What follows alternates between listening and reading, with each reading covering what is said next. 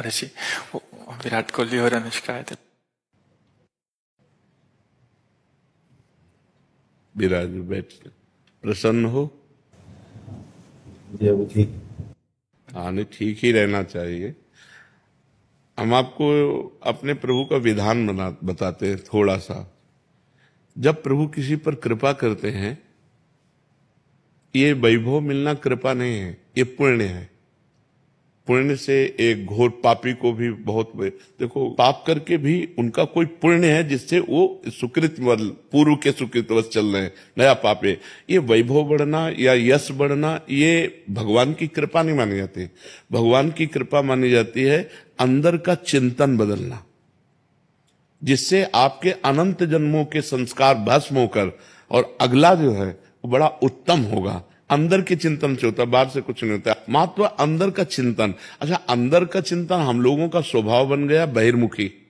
बहिर्मुखी मतलब बाहर, बाहर यश, कीर्ति, लाभ, विजय, इससे हमको सुख मिलता है। अंदर से कोई मतलब नहीं रखता कोई विरला ही अंदर से। अब क्या होता है, भगवान जब कृपा करते हैं तो संत समागम देते हैं, फिर दूसरी जब कृपा होती तो विपरीतता देते हैं, और फिर अंदर से एक रास्ता देते हैं, ये मेरा रास्ता है, ये परम शांति का रास्ता है, ये शांति का रास्ता नहीं। भगवान वो रास्ता देते और जीव को अपने पास बुला लेते हैं। बिना प्रतिकूलता के संसार का राग नष्ट नहीं होता। किसी को भी वैराग्य होता है तो संसार की प्रतिकूलता देखकर वैराग्य होता है। सब कुछ हमारे अनुकूल है तो हम आनंदित होकर उसका भोग करते हैं। जब हमारे ऊपर प्रतिकूलता आती है तब ठेस पहुंचती है कि इतना झूठा संसार, तो अंदर से भगवान रास्ता देते हैं, ये सही है। भगवान बिना प्रतिकूलता के इस संसार को छुड़ाने का कोई भी औषधि नहीं रखी। आज तक जितने बड़े महापुरुष हुए हैं, जिनका जीवन बदला है, उनको प्रतिकूलता का दर्शन करके बदला है। तो कभी प्रतिकूलता आए तो उस समय आनंदित हो कि मेरे ऊपर अब भगवान की कृपा हो रही है, कि मुझे सतमार्ग में चलने की प्रेरणा मिल रही है। अगर सतमार्ग छूटा, और ये सब तो एक सेकंड के लिए आप विचार कीजिए। अब अपना सुधार कर लो, अपने जीवन को सत्य में ले आओ, तो अगला जो होगा वो बहुत जोर का होगा। चाहे जन्म हो तो श्रीवान, कुलवान, धनवान, वैभव संपन्न ऐसे, और भक्ति की अनुकूलता, भक्ति की अनुकूलता। खास बात श्रीवान, धनवान, कुलवान नहीं, खास बात भक्ति की अनुकूलता। अगर इस जन्म में भगवत प्राप्ति नहीं हुई तो भगवान श्री कृष्ण ने गीता में कहा है कि मेरे भक्त का नाश नहीं होता। मैं कुलवान, धनवान, श्रीवानों के कुल में जन्म देता हूं और फिर पुनः भक्ति का माहौल देता हूं, और पूर्व का जो भजन छूटा हुआ हो वहीं से उसको। अब बिल्कुल ऐसे ही रहो जैसे रह रहे हो, बिल्कुल संसारिक बन करके रहो, लेकिन अंदर का चिंतन आपका बदल जाए। अंदर के चिंतन में आपकी यश की भावना न रह जाए, अंदर के चिंतन में आपको धन बढ़ाने की भावना न रह जाए। अंदर का चिंतन हो जाए, प्रभु बहुत जन्म व्यतीत हो गए, अब एक बार आपसे मिलना चाहती हूँ, एक बार आपसे मिलना चाहते हैं प्रभु, मुझे आप चाहिए, अब संसार नहीं, तो बात बन जाएगी, तो बात बन जाएगी। तो इसलिए आनंद पूर्वक भगवान का नाम जप करो, बिल्कुल चिंता मत करो। बाबा, क्या नाम जप से हो जाएगा पूरा?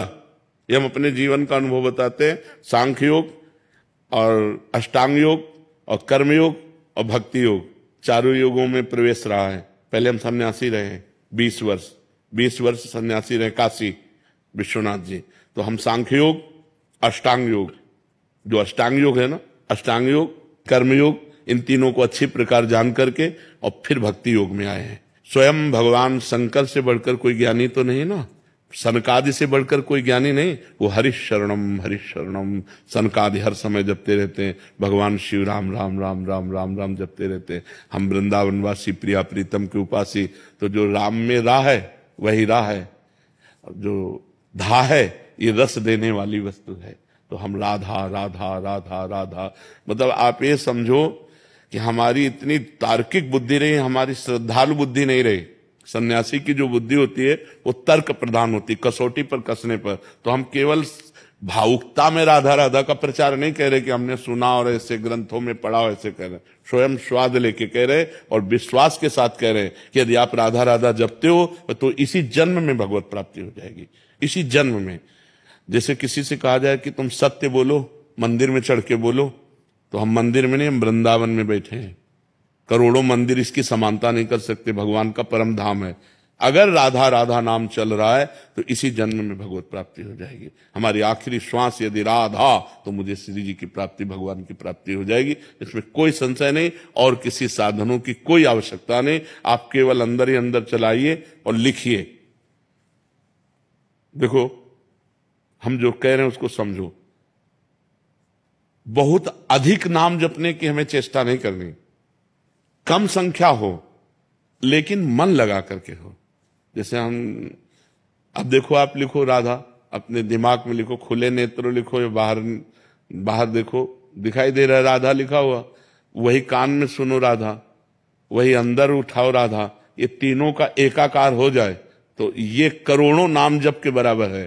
देखो, जैसे हम बोला राधा, ऐसे हम 1000 राधा नाम बोले तो हम बोला राधा, ये उपांशु है, इसे उपांशु कहते हैं।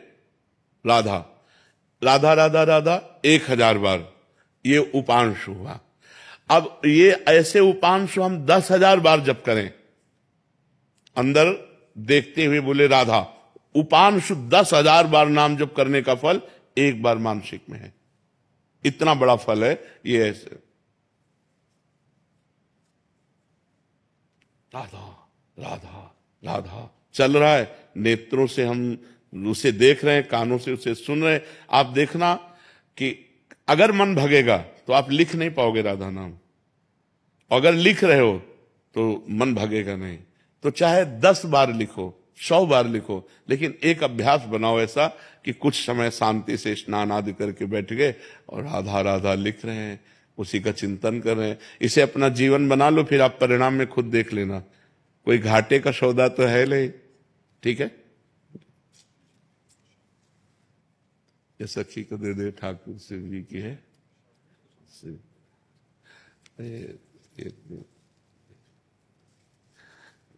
खूब आनंदित रहो, नाम जप करते रहो, प्रसन्न।